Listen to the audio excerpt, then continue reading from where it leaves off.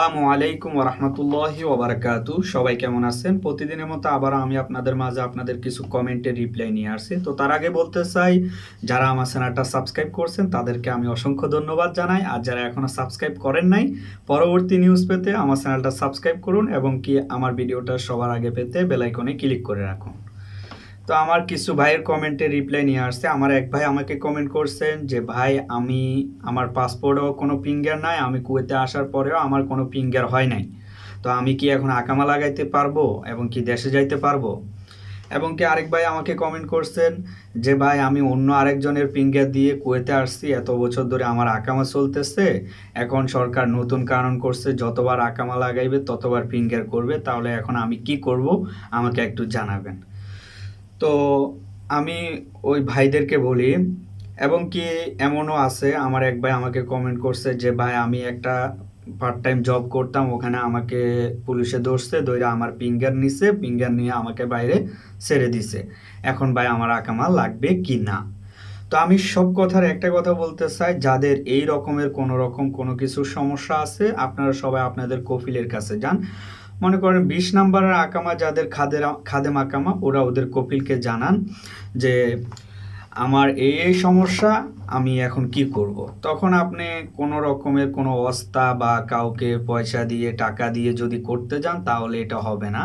এবং কি এই ঘটনাটা আমার নিজের আপন একজন আত্মীয়র সাথে হয়েছে, যে অস্তা ধরছে, আকামা লাগাইছে, ফিঙ্গার করে দিছে, ব্যাস ফিঙ্গার পেপার বাইর করে দিছে, টাকা নিয়ে গেছে। কিন্তু ভাই এখানে একটা পয়েন্ট আছে, যে ফিঙ্গার করানোর পরে ফিঙ্গারের যে রিপোর্টটা, যে ফিঙ্গারের সমস্যা আছে কিনা, ওটা 3 দিন অথবা 4 দিন পরে আসে, সাথে সাথে আসে না। কিন্তু আপনাদেরকে সাথে সাথে ফিঙ্গার করিয়ে একটা পেপার দিয়ে দিবে, বলে দিবে ফিঙ্গার করাই দিছি, টাকা দিয়ে দাও। এটা কখনোই কেউ করবেন না, দয়া করে আপনাদেরকে আমি বলি।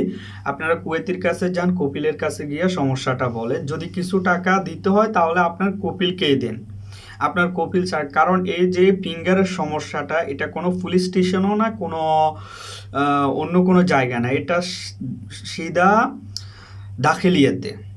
তো আপনার কপিল যদি ওখানে যায়, গিয়ে যদি বলে যে আমার লোক, আমি ভিসা দিছি, এখন এয়ারপোর্টে সমস্যা, ফিঙ্গারে আসতে পারতেছে না, কি হয়েছে চেক করে ওই কাইটা দিব, অথবা 30 টাকা 35 টাকা মুখালাপা আসবে। তো আপনি আপনার কপিলকে জানান, যদিও কিছু টাকা দিত ওকে দেন, কিন্তু কোনো অবস্থা বা কোনো কিছুই ধরবেন না, কারণ এগুলাতে কোনো কিছুই হবে না।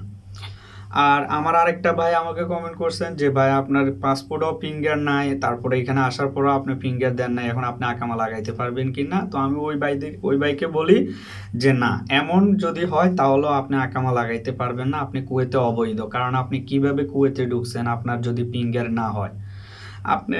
আর এই সব সমস্যার কথা বলতে গেলে, যারা মনে করেন যে ফিঙ্গার নিয়ে বাইরে ছেড়ে দিছে, আপনি এখন এতদিন কাজ করছেন, এখন আকামার সমস্যা হয়েছে, আকামা লাগাইতে গেলে আপনার ফিঙ্গারের সমস্যা আসবে, আপনি আকামা লাগাইতে পারবেন কিনা? তো ওই ভাইরাও অবৈধ। যাদের আকামা আছে কিন্তু কোনো পার্ট টাইম জব করতে গিয়ে আপনারা ধরা খাইছেন, তো আপনাদের ফিঙ্গার নিয়ে ছেড়ে দিছে, আপনারাও অবৈধ।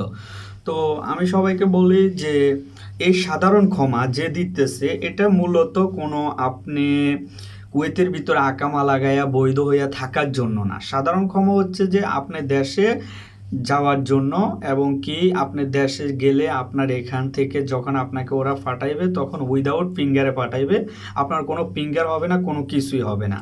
হ্যাঁ, আরেকটা কথা, যে মনে করেন যদি আপনার কোম্পানি যদি আপনার পাসপোর্ট না দেয়, আপনার পাসপোর্ট রেখে দেয়, তাহলেও কোনো সমস্যা নেই, আপনি সাধারণ ক্ষমাতে দেশে যেতে পারবেন। যাওয়ার পরে এখান থেকে যে আপনার যত কিছু আছে সমস্যা, কেস, হ্যাঁ, ওগুলা সব কিছু ক্যান্সেল করে, মনে করেন আপনার এগুলা কোনো কিছুই নাই, আপনাকে পিওরভাবে পাঠাইতেছে। যেমন কি আপনি দেশে 3 মাস অথবা 4 মাসের জন্য সফরে গেছেন, 4 মাস পরে আবার আসবেন, ঠিক তেমনি সাধারণ ক্ষমায় যদি আপনাকে দেশে সফর করা হয়, তাহলে আপনি যাওয়ার পরে নতুন করে একটা পাসপোর্ট বানান, আবার নতুন করে ভিসার জন্য অ্যাপ্লাই করেন, আপনার নিউ ভিসা হয়ে যাবে, আপনি যে কোনো মুহূর্তে আসতে পারবেন। 3 মাস 4 মাস মনে করেন আপনি একটা সফরে গেছেন ছুটিতে, তো এটা নিয়ে কোনো চিন্তা করার, কোনো টেনশন করার কোনো কারণ নাই। আর আমি একটা কথা বলছি, যে মার্চ মাসের 12 তারিখের পরে মার্চ মাসের 12 তারিখের পরে যাদের পাসপোর্ট, লাইসেন্স, সিভিল আইডির মেয়াদ শেষ হয়ে গেছে, ওই ভাইদেরকে বলছি যে ওনারা কোনো চিন্তা করবেন না, কোনো টেনশন করবেন না। কারণ আপনারা হয়তো চিন্তা করতেছেন, টেনশন করতেছেন যে আমার প্রতিদিন 2 টাকা করে গ্যারামা আসতেছে, জরিমানা আসতেছে। কুয়েত সরকার আপনার থেকে মার্চ মাসের 12 তারিখের পরে যাদের এমন হয়েছে তাদের কোনো রকমের কোনো সমস্যা হবে না, তাদের থেকে কোনো রকমের কোনো জরিমানা নেবে না। তো আমি আপনাদের সবাইকে বলি যে আপনারা দয়া করে যে আপনার সমস্যা হয়েছে যে কোম্পানির, আপনি ওই কোম্পানির মন্দুকের সাথে কথা বলেন, ওদের সাথে কথা বলেন। কোনো রকমের ওয়াস্তা দিয়ে কোনো কিছু করবেন, পরবর্তীতে হবে না। পরবর্তীতে যে সাধারণ ক্ষমা দিছে ওই সাধারণ ক্ষমায়ও যাইতে পারবেন না। যাওয়ার সময় আপনি দেখা গেছে আপনার থেকে জরিমানা নিবে, আপনি এখানে কেস আছে, মামলা আছে, সব কিছু দিয়ে তারপরে দেশে যাইতে হবে। সো এটা কোনো ভাই করবেন না। আপনারা এখন সাধারণ ক্ষমায় যদি দেশে যান তাহলে আপনাদের জন্য উপকার হবে যে আপনি কুয়েতের ভিতরে অবৈধ আছেন, এখন দেশে গেছেন বৈধ হয়ে আবার নতুন করে ভিসা নিয়ে আপনি কুয়েতের ভিতরে ঢুকতে পারবেন। আর কুয়েতি ভাইদের অবগতির জন্য আমি এটা বলতেছি, কারণ আমি যেটা জানি সেটাই আমি আপনাদেরকে বলবো। কোনো রকমের মিথ্যা কথা বলা বা কোনো রকমের গুজব ছড়ানো আমার পক্ষে আপনাদের সামনে আসি বলা সম্ভব না। তো আমি যেটা শিওর ওটাই বলতেছি। কুয়েতের ভিতরে কুয়েতি নাগরিক যারা কুয়েতি, ওরা কিছু অন্য অন্য রাষ্ট্রে সফরে গিয়ে আটকায় পড়ে গেছে, তো ওদের জন্য ফ্লাইট চালু করছে স্পেশালভাবে। আর 300 ফিলিপাইনি ওদেরকে ওদের দেশে পাঠিয়ে দিতেছে। শুধু এই জন্যই ফ্লাইট চালু হয়েছে, আমার কাছে নিউজ আসছে। কিন্তু এখন পর্যন্ত বাংলাদেশ অন্য অন্য দেশের ফ্লাইট এখনও চালু হয় নাই। যদি হয় অবশ্যই আমি আপনাদেরকে জানাবো, আপনারা আমার সঙ্গে থাকবেন। আর এই কথাগুলো মনে করেন সৌদি, আমার এই ভিডিওটা সৌদি থেকে, বাহরাইন থেকে, কাতার থেকে যে ভাই বোনরা, প্রবাসী ভাইরা যেখান থেকে দেখতেছেন তাদের জন্য, সবার জন্য সেম।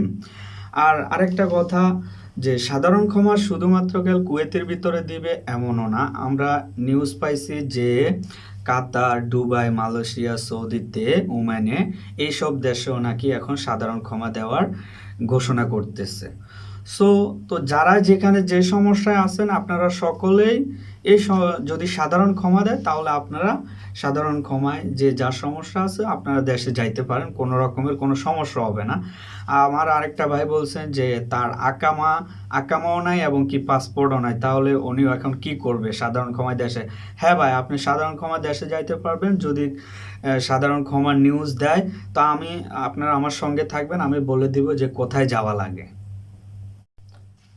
আর আমার এই ভিডিওটা সৌদি থেকে যে ভাই বোনরা দেখতেছেন, ভাই বেড়াদারা দেখতেছেন, তাদেরকে বলি সৌদির এখন করোনা ভাইরাসের কারণে সৌদির অবস্থা বেশি ভালো না। আজকেও সৌদির ভিতরে 133 জনকে করোনা ভাইরাস আক্রান্ত করছে। তো সৌদি সরকারে অলরেডি থানায় যারা আছে হাজতে তাদের সবাইকে ছেড়ে দিছে, এবং কি সৌদি সরকারও সাধারণ ক্ষমা দেওয়ার ঘোষণা দিতে পারে কিছুদিনের মধ্যে, কয়েকদিনের মধ্যে। তা আমি সবাইকে একটা কথাই বলি, সৌদিতে যারা আছেন এবং কাতারে, ওমানে, মালয়েশিয়াতে যেখানে আছেন, যদি সাধারণ ক্ষমা দেয় তাহলে আপনারা ওখানকার দূতাবাসে যান, ওখানকার বাংলাদেশি এম্বাসি আছে ওখানে যান, ওখানে গিয়ে আপনারা যোগাযোগ করেন যে কি করতে হবে, তো ওরা বলে দিবে যে কি করতে হবে। আরেকটা কথা, যারাই জানতে পারেন অথবা শুনেন যে সাধারণ ক্ষমা দিয়ে দিছে তাহলে দেরি করবেন না। কিন্তু সাধারণ ক্ষমা দিলে 1 মাস 15 দিন এমন দেয় না, অথবা 7 দিন অথবা 10 দিন এমন দেয়। তো এর ভিতরে আরেকটা কথা বলি যে আমি যেহেতু সাধারণ ক্ষমা নিয়ে বা বিভিন্ন বিষয় নিয়ে কথা বলি আপনাদের মাঝে, তখন আমাকে কমেন্ট করে জানান, হয়তো আমি বিভিন্ন কাজে ব্যস্ত থাকি, এই কারণে আমি আপনাদের কমেন্টের রিপ্লাই দিতে পারি না। তো ওই ভাইদেরকে বলি যে যদি সাধারণ ক্ষমা দেয় তাহলে আপনি দেশে কিভাবে যাবেন? কারণ এখন তো এক দেশ অন্য দেশের সাথে যোগাযোগ, ফ্লাইট বন্ধ। তো তাহলে এখন যে বলতেছে জেল থেকে যাদেরকে ছাড়ছে ওদেরকে দেশে সফর করবে। সো ওদেরকে যদি সফর করে তাহলেও যদি সাধারণ ক্ষমা দেয় তাহলে এর ভিতরে অনেক কম সময় দিবে। তা আপনারা যারা আছেন তারা হুঁশিয়ার থাকবেন। এবং কি আমি আপনাদেরকে একটা কথা বলবো, আপনারা এটা নিয়ে ওয়েট করবেন অথবা এটা কোনো মিথ্যা হবে, আমি আপনাদেরকে কোনো উৎসাহ দেওয়ার জন্য কোনো কিছু বলবো না। যেটা সত্য আমি ওটাই বলবো। সাধারণ ক্ষমা দেওয়ার ঘোষণা মন্ত্রণালয় থেকে করছে, কিন্তু কবে থেকে চালু হবে ওটা এখনো করে নাই। সো আমি বলতে পারবো না যে হ্যাঁ অমুক দিন থেকে কালকে থেকে আকামা লাগাইতে যান, এই করেন বা সেই করেন, এগুলো আমি বলবো না। আমি যেটা সত্য ওটাই বলতে চাই। তো যে যেখান থেকে আমার ভিডিওটা দেখেন, যদি সাধারণ ক্ষমা দেয় তাহলে আপনারা যেখানে যাওয়া লাগে আপনাদের ওখানে বাংলাদেশ এম্বাসি আছে, দূতাবাসে যাবেন, আপনারা যোগাযোগ করবেন যে আপনাদের কি সমস্যা। যদি ওখান থেকে হয়তো কোনো রকমের ফ্যাসিলিটি থাকে যে আপনি আকামা লাগায় বৈধ হতে পারবেন, বৈধ হয়ে থাকতে পারবেন, তাহলেও আপনাদের জন্য ভালো। কিন্তু সাধারণ ক্ষমার একমাত্র উদ্দেশ্য এবং কি সাধারণ ক্ষমা বলতে একটাই বোঝায় যে অবৈধদেরকে দেশে ফিনিশ করে সফর করা হবে, আপনারা আবার নিউ ভিসা নিয়ে আসতে পারবেন।